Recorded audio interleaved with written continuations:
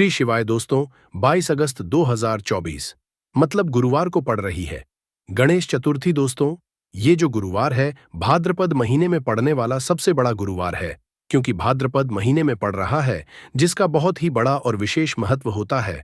और ऐसा दिन पूरे साल में सिर्फ एक ही बार आता है। और दोस्तों, आप सभी लोग जानते हो कि गुरुवार चतुर्थी का अगर सबसे बड़ा कोई उपाय है तो वो 7 चने की दाल वाला उपाय है।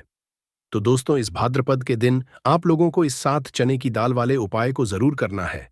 बहुत सारे लोग होंगे जिन लोगों ने इस उपाय को ना किया हो, मतलब पूरा साल निकल गया, उन्होंने किसी भी दिन इस 7 चने की दाल वाले उपाय को ना किया हो।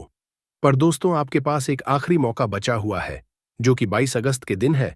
तो इस दिन आप लोगों को इस वाले उपाय को जरूर कर लेना है, भले ही आपने पूरे साल भर इस उपाय को ना किया हो। पर अगर आपने इस भाद्रपद महीने के गुरुवार चतुर्थी के दिन अगर इस वाले को कर लिया, तो आपको इस उपाय को करने का वो फल मिलेगा जिसकी आपने कभी कल्पना भी नहीं करी होगी। इसीलिए आप लोग इस वाले उपाय को एक बार जरूर कर लेना, ताकि आप लोगों के हाथ से यह मौका ना जा सके और आपको इस उपाय को करने का फल मिल सके।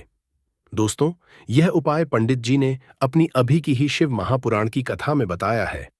जिस उपाय को आज हम आपको बहुत अच्छे से समझाने वाले हैं, इस वीडियो को देखने के बाद इस उपाय को समझने के आपको कोई और वीडियो को देखने की जरूरत नहीं पड़ेगी। तो चलिए दोस्तों, उपाय को शुरू करते हैं। देखिए, ये इस भाद्रपद महीने के गुरुवार के दिन यह इतना खास होता है, इतना महत्वपूर्ण होता है। देखा है, कभी कभी बड़े बड़े पूजा पाठ अनुष्ठान से जो मनोकामना पूर्ण नहीं होते, वो भाद्रपद महीने के दिन एक छोटे से उपाय करने से ही आपकी मनोकामना पूर्ण हो जाती है। और बहुत सारे लोगों ने इस उपाय को किया भी है और उन इस उपाय को करने का फल भी जरूर मिला है।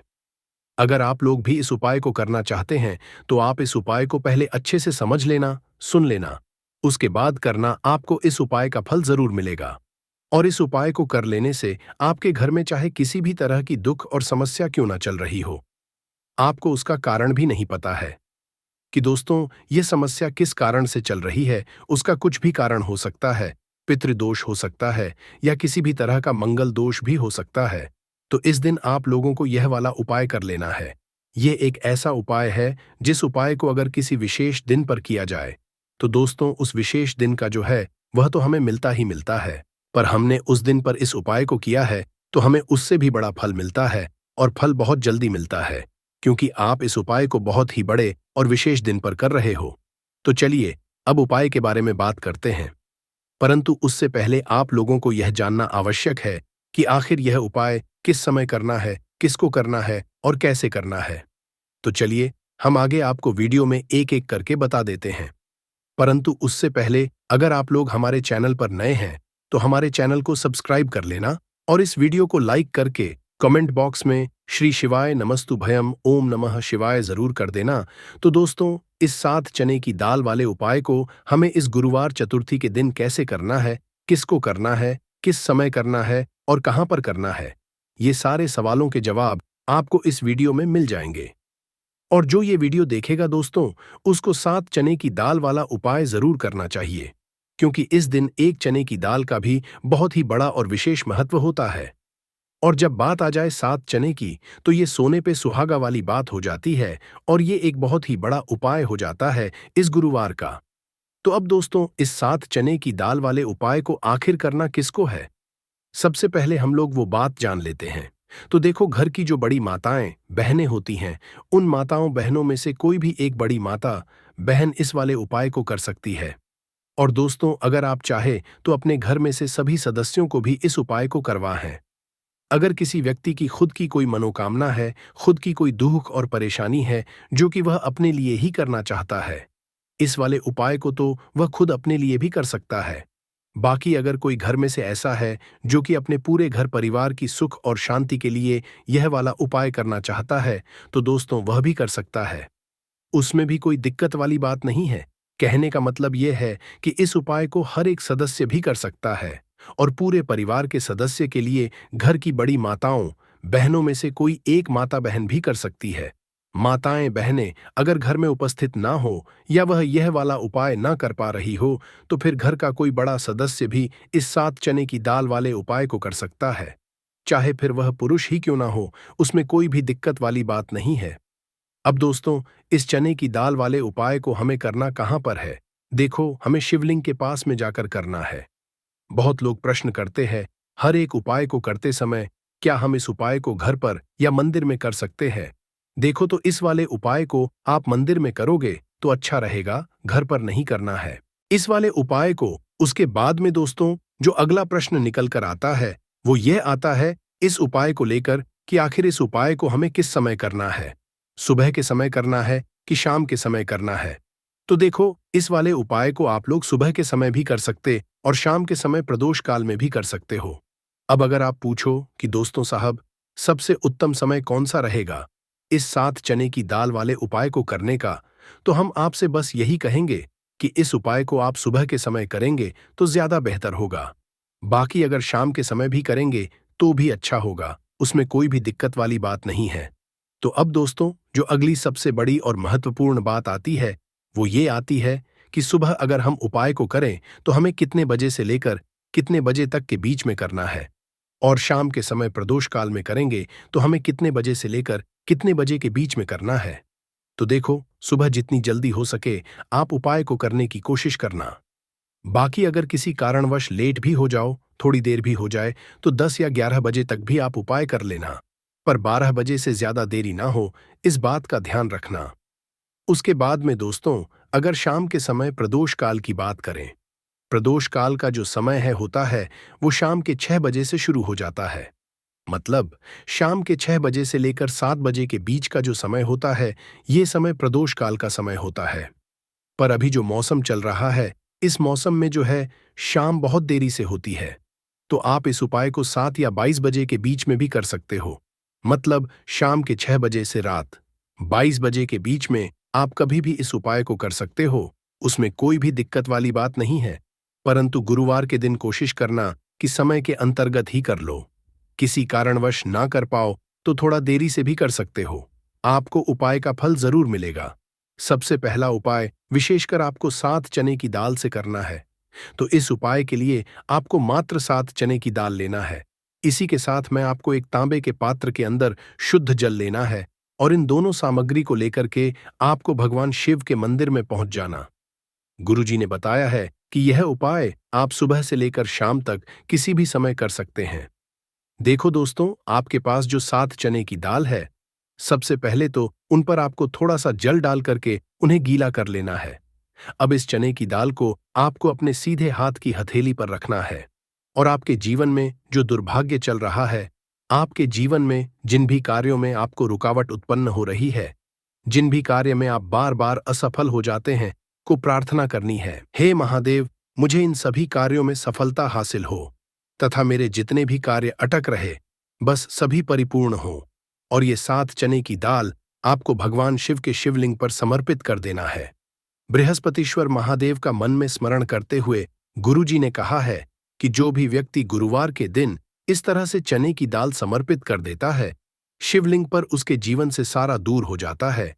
अब दोस्तों, अंत में जो एक जल का पात्र है आपके पास, इसे भी आपको भगवान शिव की शिवलिंग पर अर्पित कर देना है, और श्री शिवाय नमस्तु भयम इस मंत्र का जाप करते हुए बस इतना सा उपाय करना है, आपको आपके जीवन का जितना भी दुर्भाग्य है वह सभी दूर होगा। अब दोस्तों, हम बात करते हैं दूसरे विशेष उपाय के बारे में। यह उपाय विशेषकर आपकी जो भी मनोकामनाएं हैं उन्हें परिपूर्ण करने वाला है।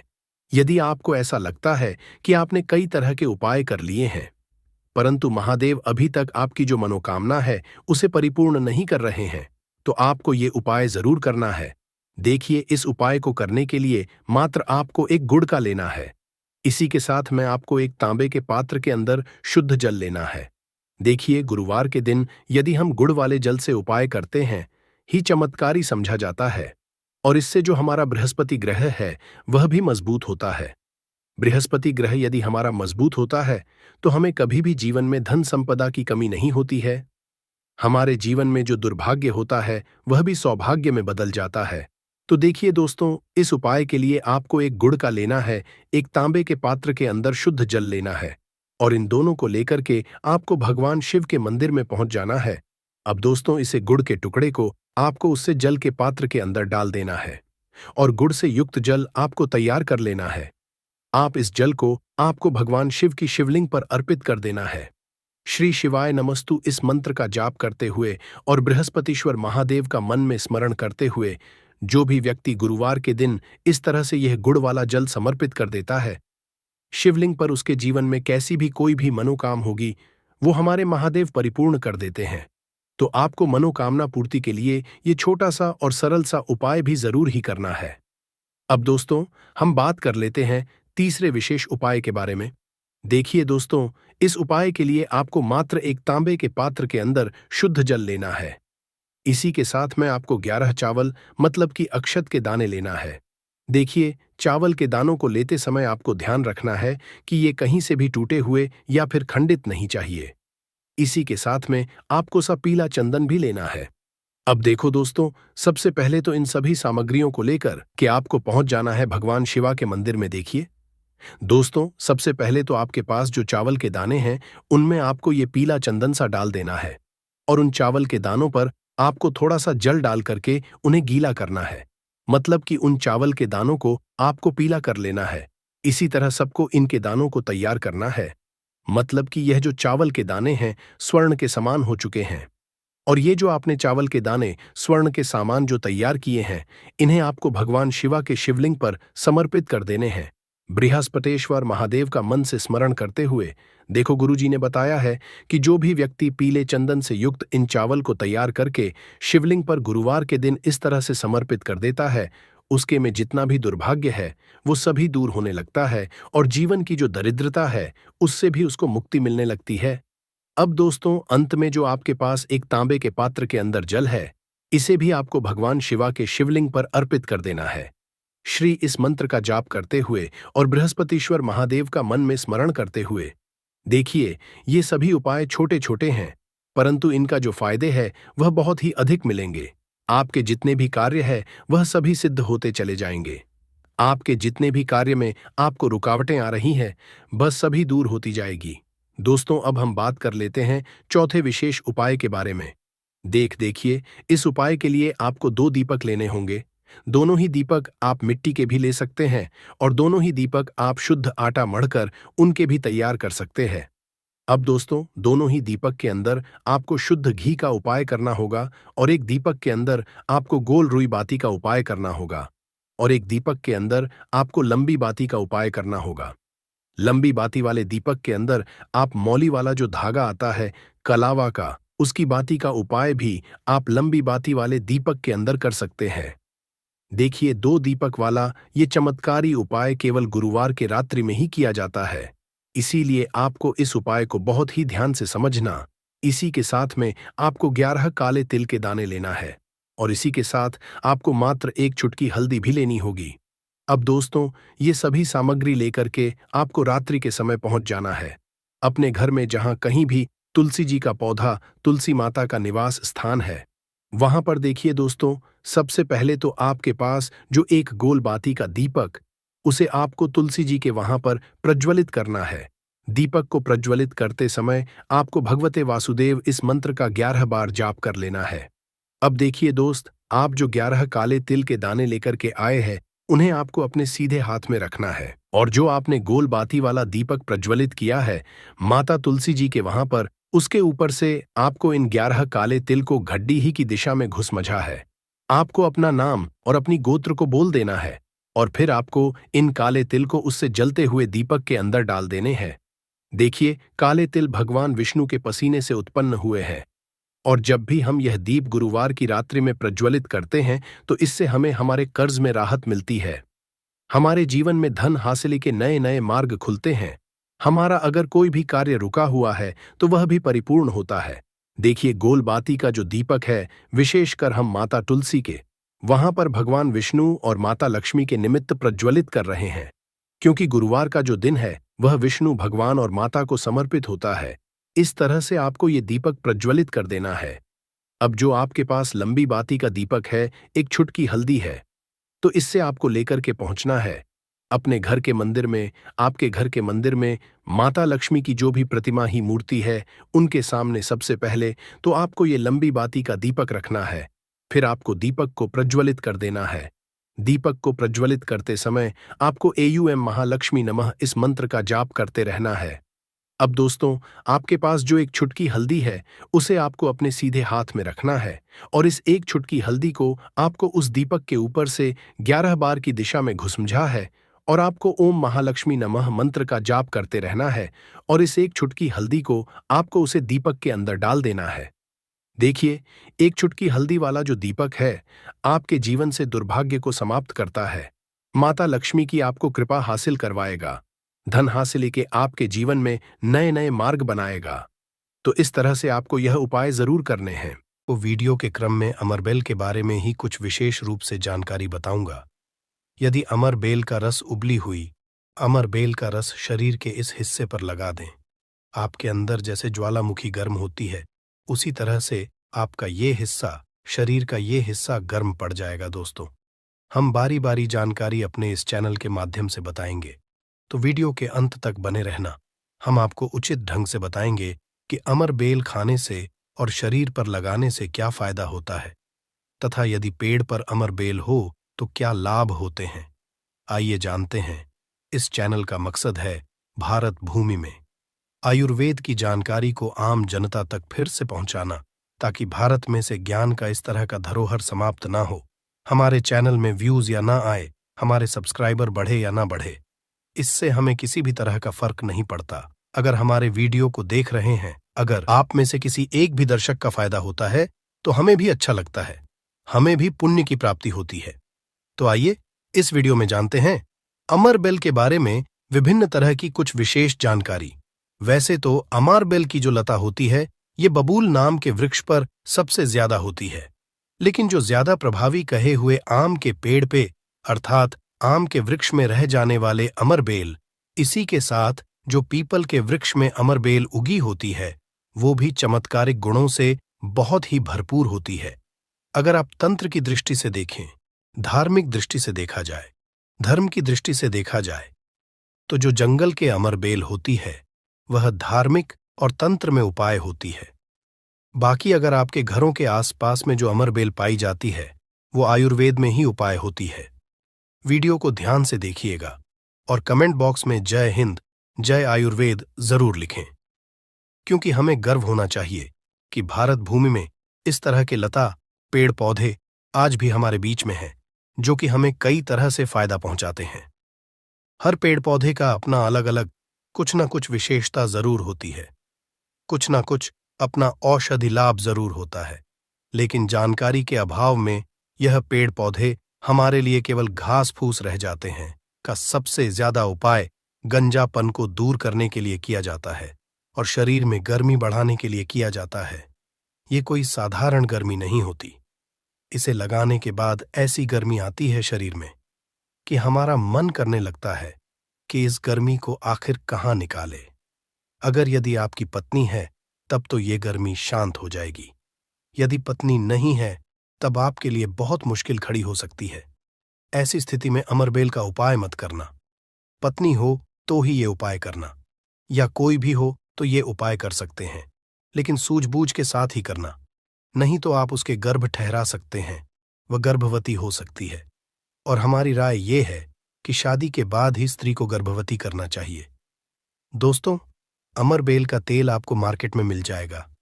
अमरबेल के तेल को अगर आप गंजे सर वाले अपने हिस्से पर लगाना शुरू करते हैं तो धीरे धीरे आपके रोम उगना शुरू हो जाते हैं, फिर से बाल आ जाते हैं, लेकिन इसमें थोड़ा आपको समय लगता है।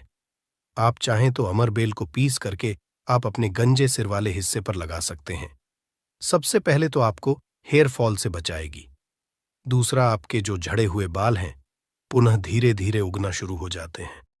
आप चाहते हैं तो अमरबेल को कुछ संख्या में ले लीजिए और आप सरसों के तेल में इसे उबाल करके रख लीजिए, और नित्य अगर आप गंजे सर पर मालिश करते हैं तो बाल आना शुरू कर देता है। दोस्तों, बहुत सी ऐसी माता बहनें हैं या फिर आपके घर परिवार में कोई ऐसी माता बहन होंगी जिनके गर्भ नहीं ठहरता। सभी चेकअप तो सही है, सब कुछ सही है, लेकिन बार बार गर्भपात होता है, गर्भ नहीं ठहरता, या फिर मासिक धर्म बंद हो चुका है। ध्यान से सुनना, मैं जो जानकारी बता रहा हूं लाखों रुपए खर्च करेंगे, फिर भी इस तरह की गुप्त जानकारी कोई नहीं बताने वाला। जिनका गर्भ नहीं ठहरता, माता बहनें ध्यान दीजिए, या फिर जिनके शुक्राणु बहुत ही पतले हैं, जो भाई लोग अपने शुक्राणु को मजबूत बनाना चाहते हैं, बच्चा पैदा करने में सामर्थ्यवान होना चाहते हैं। एक काम जरूर करिएगा, इसमें शर्म नहीं करना चाहिए। जनहित एवं जन कल्याण के लिए ये जानकारी बता रहा हूं। ध्यान से सुनिएगा दोस्तों। जिनका गर्भ नहीं ठहरता या फिर जिनके शुक्राणु बहुत पतले हैं या फिर चाहते हैं, तो ये दोनों काम पति पत्नी दोनों कर सकते हैं। तो आधे गिलास गुनगुने दूध में आपको आधे चम्मच से कम मात्रा में अमरबेल का पाउडर लेना है। इसे डाल करके एक टाइम पीना है। रात में सोने से पहले पति और पत्नी अगर दोनों पीते हैं तो बहुत ही अति उत्तम है। महिलाओं को क्या करना है? ऋतु के 5 दिन बाद, ऋतु अर्थात मासिक धर्म के 5 दिन बाद इसे आपको नित्य 2 महीने तक पीना है। अगर आपका गर्भ नहीं ठहरता है तो गर्भ ठहर जाएगा, अर्थात आपका गर्भ रुक जाएगा।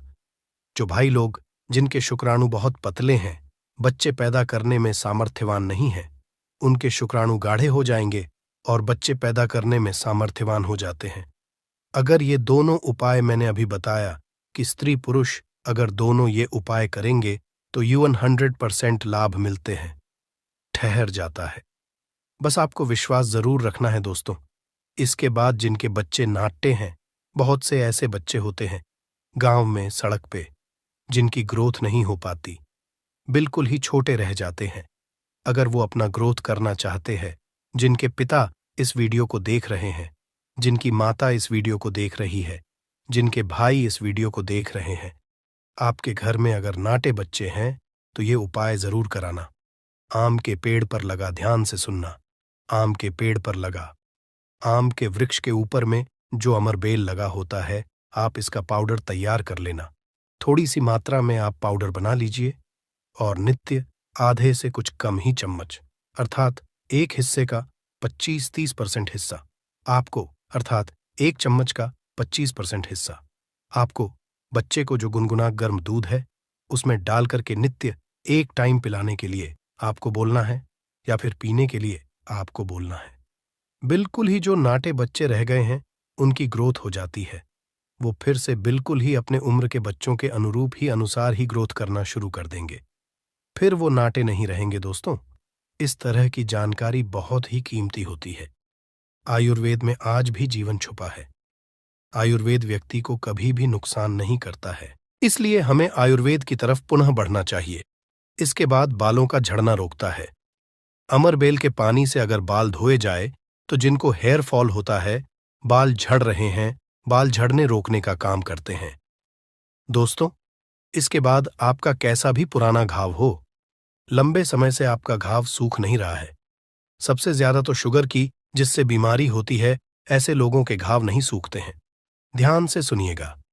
तो अगर जो लोग शुगर के पेशेंट हैं, शुगर की बीमारी से ग्रसित हैं, जिनके घाव नहीं सूखते, एक काम जरूर करना चाहे, जो भी समस्या हो, आपके घाव नहीं सूख रहे हैं तो अमरबेल को सूखा करके इसका पाउडर बना लेना और इसके पाउडर के चूर्ण को आपको अपने घाव पे लगाना है।